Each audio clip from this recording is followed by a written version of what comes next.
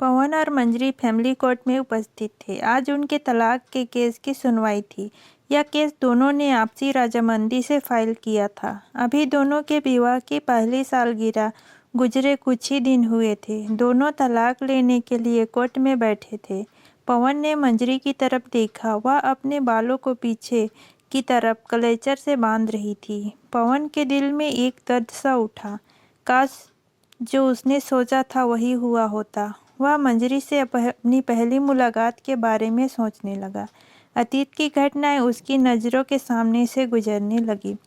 पवन restaurant के बाहर कुछ क्षणों तक खड़ा रहा, पर वह बहुत नर्वस था। पहली बार वह किसी लड़की से मिलने जा रहा था। जब वह रेस्टोरेंट में दाखिल हुआ तो वह कॉर्नर टेबल पर बैठी मंजरी दिखाई पड़ी। वहाँ मंजरी के पास जाकर बोला, हेलो, मैं पवन हूँ। हेलो, मंजरी ने मुस्कुराते हुए उसका स्वागत किया। उसने उसे बैठने का इशारा किया। मंजरी उसके सामने थी, पर पवन समझ नहीं पा रहा था कि बात कैसे शुरू करें। पर उसकी समस्या का समाधान मंजरी ने कर दिया। आप मुझसे शादी के सिलसिले में मिलने आए हैं? जी, आप और हम एक दूसरे को जान लेंगे तो फैसला लेना आसान होगा। मंजरी कुछ देर चुप रही, फिर गंभीरता से बोली, आई एम सॉरी, पर मैं किसी से शादी नहीं करना चाहती। मंजरी के मुंह से एकदम से आई एम सॉरी सुनकर पवन को बहुत बुरा लगा।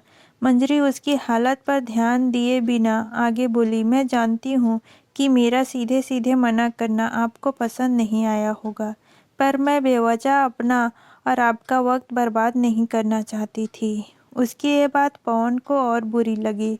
उसने जवाब देते हुए कहा, तो अच्छा तो यही था कि आप मुझसे मिलने ही ना आती, पहले ही मना कर देती।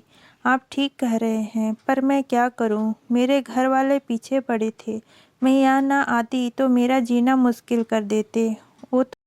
वो तो जब आप घर जाकर मुझसे शादी करने से मना करेंगी तो भी होगा। मंजरी कुछ रुकी, फिर बोली, देखिए, मुझे गलत मत समझिए, पर घर वाले मेरे फैसले को समझ नहीं रहे हैं। ये सही है कि इससे आपका कोई संबंध नहीं है। मैंने आपको बेवजह तकलीफ दी, पर आपसे एक बार मिलना आवश्यक था। अच्छा, वो क्यों? मंजरी कुछ देर तक सोचती रही। वह समझ नहीं पा रही थी कि अपनी बात कैसे कहे। इसने इधर उधर देखा, फिर धीरे से बोली, मुझे आपकी मदद चाहिए थी। कैसी मदद? देखिए, मेरी प्रार्थना है कि पूरी बात ध्यान से सुनिएगा, फिर अपनी प्रतिक्रिया दीजिएगा। पवन ने सर हिलाकर हामी भरी। मंजरी ने अपनी बात कहना आरंभ किया। आपका कजिन सौरभ और मेरा भाई दोस्त हैं। सौरभ ने मेरे भाई को आपके बारे में बताया। आपकी शादी की बात कहीं नहीं बन पा रही है। परिवार वाले इस बारे में बात करते हैं। मैं शादी नहीं करना चाहती, ये मेरे परिवार में बात का विषय है। सबका कहना है कि बिना शादी के कैसे रहोगी।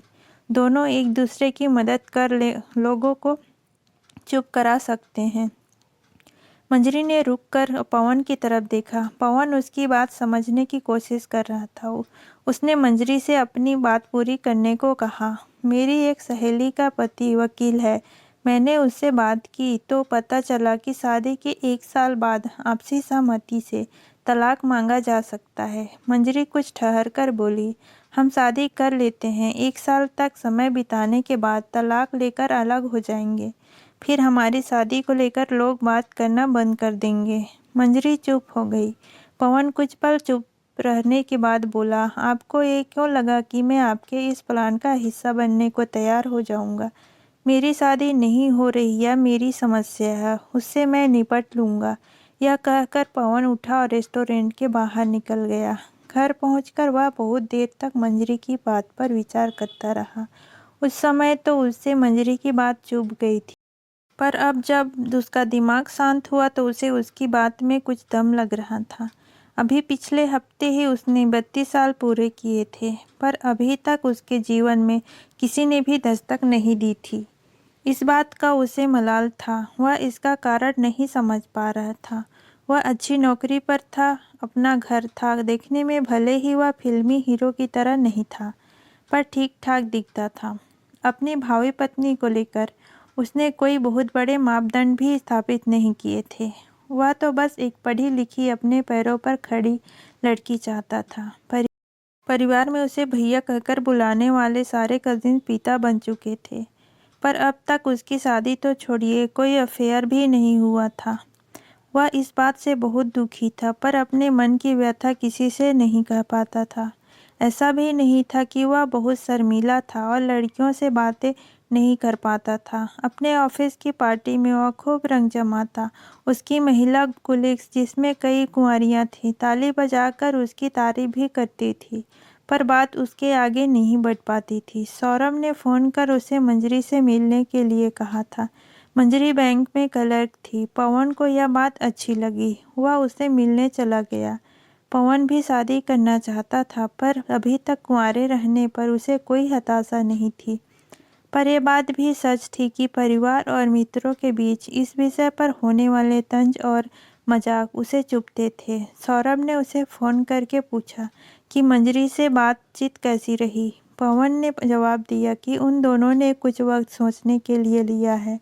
सौरभ ने फ़ोन रखते हुए सलाह दी कि इस बार कोशिश करो कि बात बन जाए। पवन और मंजरी की बात पर ठंडे दिमाग से सोचने लगा।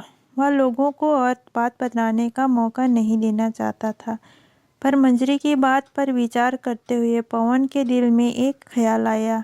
हो सकता है कि शादी के बाद मंजरी अपना इरादा बदल दे। पवन ने तय किया कि वह मंजरी की बात मानकर शादी कर लेगा। इसके बाद उसे इतना अधिक प्यार व सम्मान देगा कि वह तलाक वाली बात भूल जाएगी। मंजरी और पवन की शादी हो गई। पवन एकदम से खुद को उस पर थोपना नहीं चाहता था, इसलिए उसने बहुत धैर्य से काम लिया। धीरे धीरे वह मंजरी के लिए अपने प्यार का इजहार करने लगा। पहले तो मंजरी ने सब नज़रअंदाज किया, पर बाद में पवन को संकेत दे दिया कि वह किसी तरह पिघलने वाली नहीं है। जैसे मंजरी ने सोचा था, उसने अपनी सहेली के वकील पति की मदद के तलाक का केस दाखिल कर लिया। पवन चाहता तो इनकार कर सकता था, पर वह भी समझ गया था कि जबरदस्ती से रिश्ता नहीं बन सकता है। आज वह कोर्ट परिसर में बैठा अपने केस के सुने जाने की प्रतीक्षा कर रहा था। उसके मन में एक तूफान था। दिल का दर्द आंखों से छलक निकलने को बेचैन था, पर वह पूरी कोशिश से उस बाढ़ को रोक रहा था। मर्द का दर्द दूसरों के सामने नहीं आना चाहिए, यही तो समाज की रीति है। दोस्तों, आपको ये कहानी कैसी लगी कमेंट में ज़रूर बताएं। अच्छा लगे तो चैनल को लाइक शेयर सब्सक्राइब करें। धन्यवाद।